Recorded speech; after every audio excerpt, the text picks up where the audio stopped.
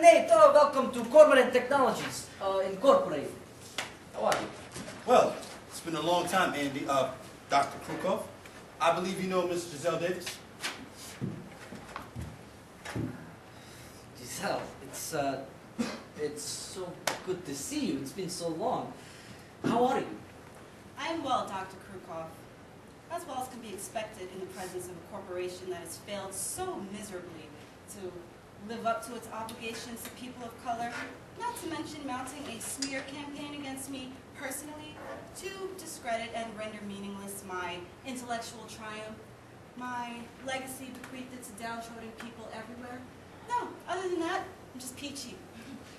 We expected an audience with Cormorant CEO Rodney Hampton. We need to discuss reparations and restitution with the men directly accountable for the atrocities perpetrated on so many of life's disadvantaged.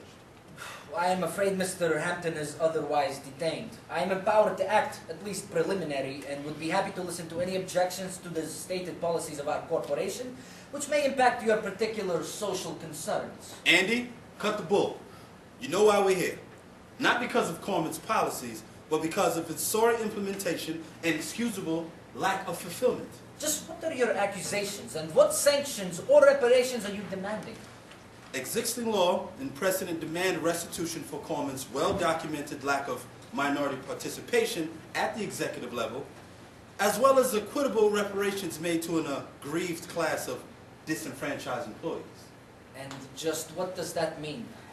Bottom line, Andrew, we're strongly suggesting a $100 million cash donation for reparations to employees and our nonprofit organization. And if we are unwilling to comply with this obvious extortion? Ah, yes. The inevitable E word. We don't consider the E word along with the N word and a lot of other such non-PC verbiage acceptable in a polite company. Cormorant could have chosen to act differently.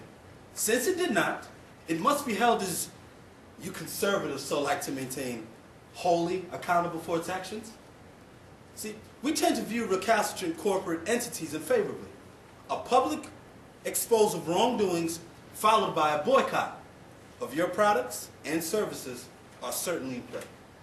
You can't be serious. Giselle, you know me. I mean, you know I'm incapable of discrimination. How can you sanction these? Andy, I knew you very well years ago as honest and fair-minded, without a discriminatory bone in your body. And you've given me no reason to believe that you've changed.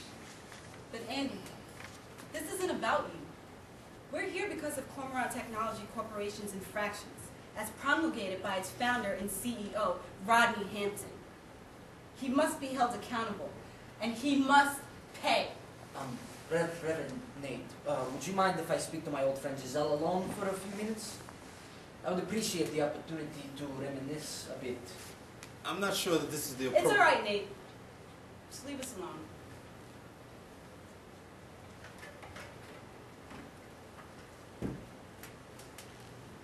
For God's sakes, it's me. Giselle, what on earth is going on? Why didn't you respond to my efforts to contact you over the years? How can you attack the source of my livelihood with these allegations? And why the venom toward Rodney? Even if we've been remiss, wouldn't a warning, a shot across our bow be more appropriate? And how did you ally yourself with Nate's self-serving agenda to begin with? Andy, so many questions. Do you remember my words in your dorm room many years ago about the moves we sow that we must eventually reap? Yes, though at the time I thought you were referring to chess moves. Because in retrospect, it sounds so much like Professor Goldblatt's determinism. Well, it's exactly that, Andy. It is determinism. It's hardly a coincidence that I'm here in your office today and on this very mission. Looking back, it was preordained, given key events that transpired in the paths our lives inevitably had to take. You present these as a self-evident jigsaw puzzle you've solved without revealing any of the contributing pieces or the composite image. I need dots to connect, I need factual data to process, I feed quantity. You mention events. What have I not been privy to over the years that have resulted in your lecturing me this moment about social justice and corporate reparations? Maybe we should start with that chess game so many years ago. Andy, would it surprise you to know that your friend and now CEO, Hotrod Hampton, drugged and raped me during his proclaimed chess victory 25 years ago? And you know what? That's not all of it. He raped me again when he deliberately set out to destroy my life's ultimate achievement, world chess champion. Corporate restitution aside, the bastard does not deserve to live.